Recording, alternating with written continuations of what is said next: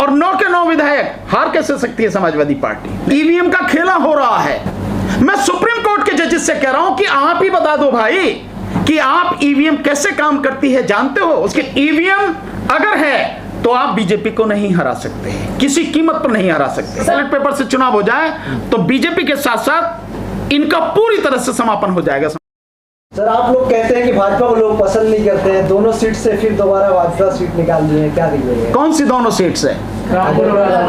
वो तो बेईमानी होनी थी, हमने तो पहले बता दिया था।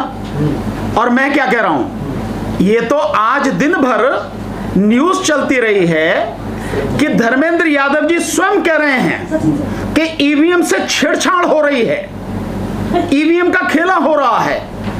तो जो व्यक्ति सांसद रहा हो, जो व्यक्ति सांसद का चुनाव लड़ रहा हो, उसी के क्षेत्र में जब गिनती हो रही है और गिनती होते समय वो व्यक्ति, वो जिम्मेदार व्यक्ति है, वो अगर ये आरोप लगा रहा हो कि ईवीएम से छेड़छाड़ हो रही है, तो फिर हम जो लगातार सालों से बात कह रहे हैं कि बीजेपी ईवीएम के माध्यम से ही जीत के आएगी, ईवीएम का ही खेला होता है, हमारी वो बात सही साबित हो जाती है। तो अब तो आज तो मैं भी नहीं कह रहा, आज तो वही कह रहे हैं। तो जब वो कह रहे हैं और हम लगातार कह रहे हैं, इसका मतलब ये है कि ईवीएम का खेला हुआ है।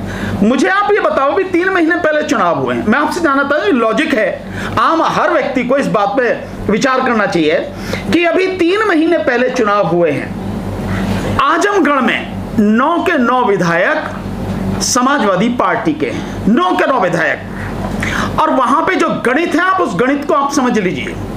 उस गणित में यादव और मुसलमान मिलके 50% है, केवल दोनों ही। अगर बाकी किसी और को भी अगर आप साइड में कर दो, सो यादव और मुसलमान वो इतने हैं, और फिर तकरीबन 20% के लगभग वहां पे और ओबीसी हैं यादव के अलावा। और इसके अलावा बाकी जो हैं, जो जनरल हैं, और करीब 21-22% वहां पे दलित हैं, जो आंकड़ा निकल के आता है। सो इस सब के होते हुए और 9 के 9 विधायक हार कैसे सकती है समाजवादी पार्टी? नहीं हार सकती ना। जनता विश्वास नहीं दिखाई होगी। नहीं, जनता ने विश्वास नहीं दिखाया, ईवीएम ने विश्वास नहीं दिखाया। ईवीएम की कहानी है सब कुछ। ये हारने के बाद तो मुद्दा कहां से आता? कौन तो कहा? हम तो पहले ही कह रहे हैं कि ईवीएम में गड़बड़ी होगी। आज मतलब काउंटिंग तो आज हो रही है, हम इतने समय पहले से कह रहे हैं, रात ही कहाँ बिल्कुल खेला होगा, ईवीएम का खेला होगा। जब भाजपा जीतती है तो ईवीएम का, अगर आज रामपुर में और आजमगढ़ में अगर समाजवादी पार्टी जीत जाती तो भी आप ईवीएम पर सवाल उठाते हैं? नहीं, मैं तो कह रहा हूं कि ईवीएम से चुनाव आप क्यों करा रहे हो? किसी के हारने जीतने की बात ही खत्म है। मेरा बहुत सिंपल सा है, आप जितने पत्रकार हो, आप सारे पढ़े लिखे हो, बहुत समझदार व्यक्ति हो। मैं आपसे पूछता हूं और आपके माध्यम से इस देश से पूछता हूं, इस देश के बड़े बड़े पढ़े लिखे लोग जो, उनसे पूछता हूं, आप जानते हो ईवीएम कैसे काम करती है? उसकी टेक्निक क्या है? बताओ। आप नहीं जानते ना? आप में से कोई जानता है? बताओ, आप कोई जानता हो कि ईवीएम की टेक्नोलॉजी क्या है, तकनीक क्या है जिस पे वो काम करती है ईवीएम? और ईवीएम इसके विषय में आपके अलावा कोई और भी जानता हो कैसे काम करती है? जानते हैं आप? नहीं जानते ना।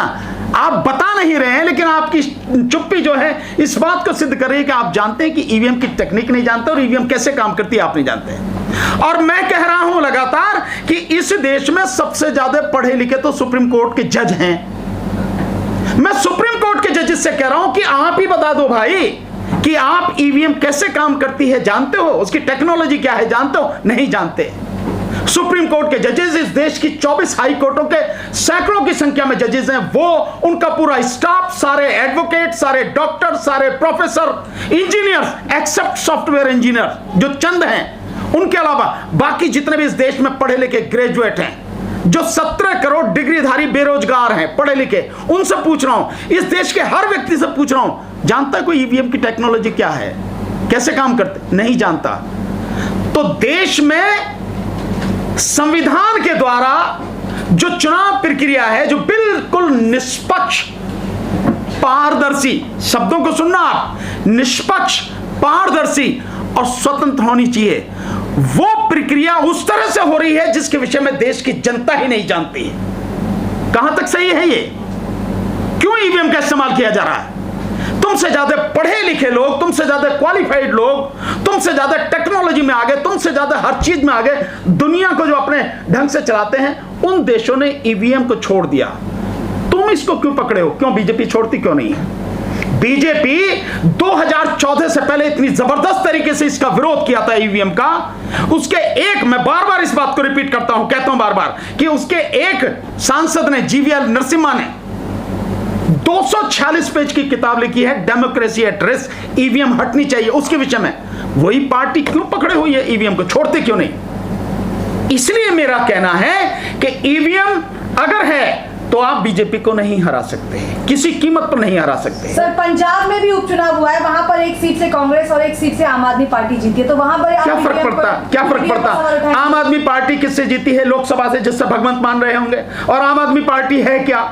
आम आदमी पार्टी बीजेपी की बी टीम है, आरएसएस की तो एजेंट है वो, और क्या है? आपको मालूम है, ये तो एक सीट की बात कर रहे हो। अभी जो 2022 का चुनाव हुआ विधानसभा का, उसमें आम आदमी पार्टी को ईवीएम के माध्यम से ही पंजाब में एस्टेब्लिश किया गया है, इसलिए कि विपक्ष भी अगर हो तो वो भी आरएसएस का ही हो। जो लोग बीजेपी से और मोदी सरकार से खपा हैं, वो लोग अगर जाएं राष्ट्रीय स्तर पे, किसके पास जाएं, तो उसके लिए आम आदमी पार्टी को एस्टेब्लिश किया जा रहा, खड़ा किया जा रहा। इसमें कौन सी नई बात है? मैंने कितनी बार कहा है ये बात। और आने वाले चुनाव में आप देखना, मैं आपको कह दे रहा हूं कि आने वाले चुनाव में इसी साल 2 राज्यों के चुनाव हो रहे हैं ना, गुजरात का और हिमाचल प्रदेश का। हिमाचल प्रदेश में आप देखना कि वही आएगी, आम आदमी पार्टी को जिताया जाएगा। और जो वहां पे है उसमें, जो उसमें है गुजरात में, वहां बीजेपी को जिताया जाएगा। सब ईवीएम का खेला होगा। मैं अभी आपको रिजल्ट बता रहा हूं। क्यों फिर इस बात को कह रहा हूं? इसलिए आम आदमी पार्टी को हिमाचल में जिताया जाएगा, ताकि जो राष्ट्रीय स्तर पर विपक्ष है, उस विपक्ष के रूप में आम आदमी पार्टी नजर आनी चाहिए। और आम आदमी पार्टी क्या है? आरएसएस का एक हिस्सा है, बीजेपी की बी टीम है। तो पक्षों विपक्षों दोनों अपने पास रहे, यही आरएसएस का गेम है, यही खेल है। इसी को तो बता रहा हूं। क्यों नहीं कराते आप बैलेट पेपर से चुनाव कराने में क्या दिक्कत है? किसी को भी क्या दिक्कत है? अनपढ़ से अनपढ़ व्यक्ति जो जानता हो उस प्रक्रिया को, जो पूरी तरह से निष्पक्ष है, पारदर्शी है, स्वतंत्र है, कोई भी व्यक्ति उसको जानता हो, उस प्रक्रिया को अपनाने में क्या दिक्कत है? जब दूसरी बार ये मोदी सरकार ने शपथ ली थी 30 मई 2019 को, हमने 5 बार जंतर मंतर पर धरना दिया दिल्ली में। हमने 4 बार राष्ट्रपति को ज्ञापन दिया, डेमोन्स्ट्रेशन करके दिखाया कि ईवीएम में कैसे गड़बड़ी होती है, वीवीपैट में कैसे गड़बड़ी होती है, बाकायदा हमने प्रदर्शन करके दिखाया। इसके अलावा हम अब जो लगातार हमारा चल रहा है, वो ईवीएम के खिलाफ इसको जड़ से उखाड़ के फेंके, हस्ताक्षर अभियान चल रहा, पूरे देश में चल रहा है लगातार। और लगातार लोग जो है सिग्नेचर करके हमें लगातार लेटर भेज रहे हैं। तो हम तो लगातार लगे हुए हैं और हम तो इसे छोड़ेंगे नहीं जब तक ईवीएम को उखाड़ के नहीं फेंक देंगे। ये हमारा प्रण है कि देश में ये जो व्यवस्था चल रही है इसको खत्म किया जाए, और ऐसी व्यवस्था जिसको आम आदमी भी समझता हो, अनपढ़ और पढ़ा लिखा सब समझता हो, वही बैलेट पेपर की व्यवस्था लागू की जाए। उसके लिए हम लगातार संघर्ष कर रहे हैं। आप मानते हैं कि ईवीएम में घपला होता है? इतनी देर से क्या बोल रहा हूं मैं? अगर घपला होता है तो जैसे अग्निपथ योजना है, तो इस पे कोई फर्क नहीं पड़ेगा? सरकार पे प्रोटेस्ट होते रहे। किस पे? सरकार पे नहीं, सरकार पर तो बड़ा फर्क पड़ता है। सरकार पर फर्क नहीं पड़ता तो अग्निपथ योजना के जैसे ही लागू किए और विरोध हुआ, अगले दिन कह दिया नहीं 2 साल और बढ़ा दिए हमने, उम्र 2 साल बढ़ा दी। असर नहीं पड़ा? ये सरकार पर असर पड़ता है। और फिर उसके अगले दिन कह दिया कि भाई 10% रिजर्वेशन देंगे आपको उनमें। हाँ, उन्होंने कहा कि भाई गृह मंत्री की तरफ से आया कि 10% रिजर्वेशन दिया जाएगा कायम है सेंट्रल फोर्सेस जो हैं, यानी पैरामिलिट्री फोर्सेस, अर्धसैनिक बलों में, और रिक्वेस्ट की जाएगी राज्यों से कि वो पुलिस विभाग में भी इनको 10% की वो दें। तो आए नहीं, फर्क नहीं पड़ता, फर्क नहीं पड़ता। किसान आंदोलन में घुटनों पर आगे मोदी जी, फर्क नहीं पड़ता सर। लेकिन जिस तरह से कह रहे हैं आप ईवीएम में गड़बड़ी हुई है, लेकिन मायावती की वोटिंग परसेंटेज तो बढ़ी है ना सर? अरे मायावती जी की वोटिंग परसेंट आप कह रहे हो बड़ी है। मायावती जी का तो कहानी खत्म हो गई। आज का रिजल्ट देखिए ना। काहे का रिजल्ट देखो यार, मैं जानता हूं मायावती जी की कहानी खत्म हो गई। और वो सब कुछ जो हुआ है, जो इतना भी सब कुछ हो रहा, मैं इतनी देर से तो बोल रहा हूं कि ईवीएम में ये सारा सब कुछ, और है क्या? कैसे आएगा सर? कितना वोट? ये इतना वोट इसीलिए है इधर से इधर शिफ्ट किया जाता है, ताकि जो है अपने कैंडिडेट को जिताने में आसानी रहे और लोगों को मूर्ख बनाया जा सके। ये इतनी वोटें इसलिए ईवीएम के माध्यम से दिलवाई गई हैं उसको, बीएसपी को, ताकि लोगों में ये भ्रम रहे कि अभी भी दलित समाज जो है बीएसपी के साथ में है, लोगों को मूर्ख बनाने के लिए। जबकि मायावती जी की कहानी खत्म हो गई, बीएसपी बिल्कुल खत्म हो चुकी है, कुछ नहीं रहा उसके पास में, और आने वाले समय में कुछ नहीं रहेगा। और मैं दावे के साथ करूं, अगर बैलेट पेपर से चुनाव हो जाए तो बीजेपी के साथ साथ इनका पूरी तरह से समापन हो जाएगा बीएसपी का। सर लगातार चुनाव होते जा रहे हैं, आपका आंदोलन कहाँ तक पहुंचा? गुजरात, हमारा आंदोलन हिमाचल में भी है। नहीं, देखिए हमारा आंदोलन में कोई सवाल नहीं हो रहा। नहीं, हमारा आंदोलन लगातार बढ़ रहा है।